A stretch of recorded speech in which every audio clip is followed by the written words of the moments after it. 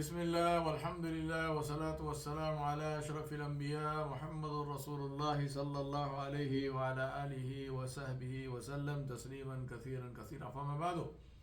My brothers and sisters, in a beautiful hadith in Sunan Tirmidhi, Rasulullah sallallahu alayhi wa sallam is reported to have said, on the first night of the month of Ramadan, the shayateen are chained, and the jinn are restrained, and the gates of hellfire are closed, and none of its gates is opened.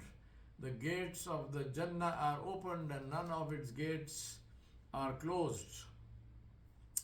And a heavenly caller announces, O seeker of good, come near.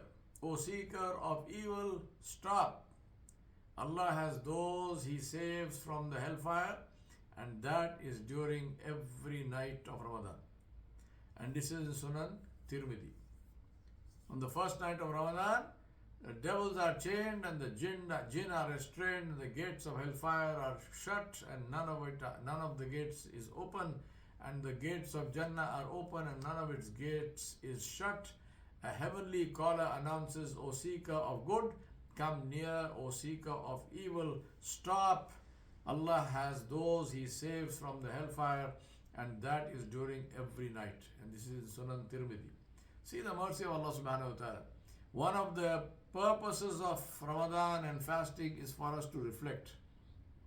Let us reflect on the mercy of Allah subhanahu wa ta'ala. And let us thank Allah subhanahu wa ta'ala for His mercy, because there is nothing in this which we could have demanded and asked for. There is nothing in this that we deserve. This is purely and purely the grace of Allah subhanahu wa ta'ala.